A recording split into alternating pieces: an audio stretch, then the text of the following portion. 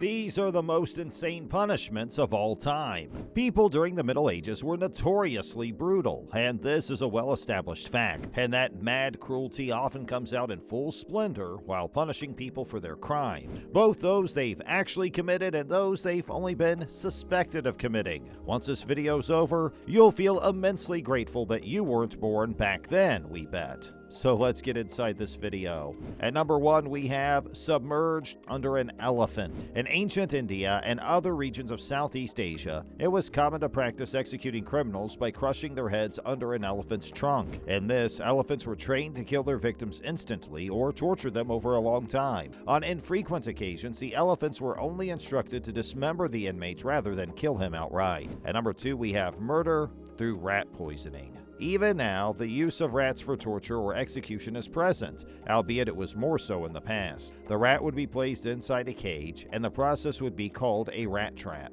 Inmates would have the bottomless cage placed on their bodies, often the torso, while the opposite side of the cage was heated. The poor rodent would have to chew away at the victim's flesh to get through, as it couldn't get around the heat block. At number 3, we have racking as a form of punishment. The rack, a popular form of torture apparatus, consisted of a rectangular frame fashioned from wood, chaining the condemned person to all 4 walls, then using pulleys and rollers to stretch their limbs to the point of either tearing them off or rendering them useless, is one method of execution.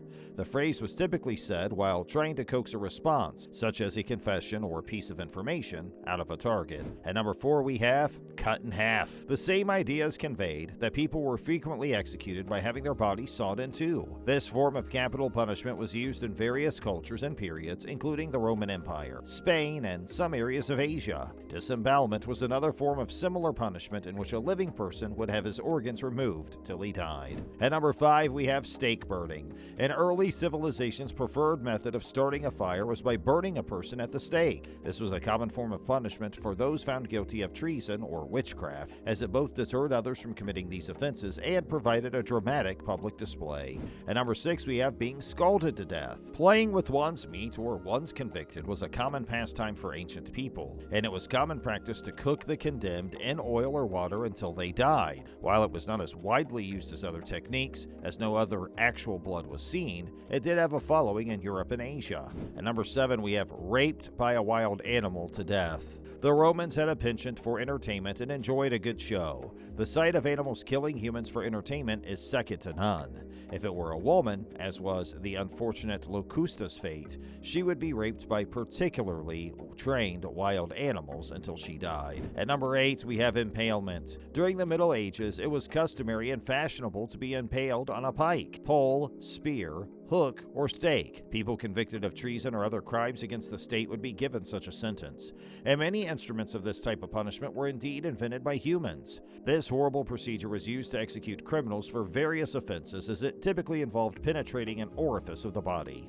At number 9, we have flaying. Flaying's another word for skinning. Humans, rather than animals, were frequently skinned alive as punishment or torture in the ancient world. Depending on how much skin was removed, they either perished or became mentally scarred cripples. In ancient Mesopotamia, this form of punishment gained widespread notoriety. Cutting off pieces of a person's flesh as a punishment was also common. It turns out that Shylock's demand wasn't entirely out of the blue. And last but not least, at number 10, we have crucifixion. The crucifixion of Jesus Christ illustrates that it was common practice in the Middle Ages to have criminals nailed or tied to a wooden cross and then left out in the open, where onlookers could watch as the victim suffered a slow and excruciating death. The best aspect of crucifixion was the fear it instilled on onlookers, rendering them unable to commit any crime or resist authority. That's all for the video today. If you want to see more such videos, we'll be right back. Until then, don't forget to give this video a thumbs up and subscribe for more great videos. Thanks for watching.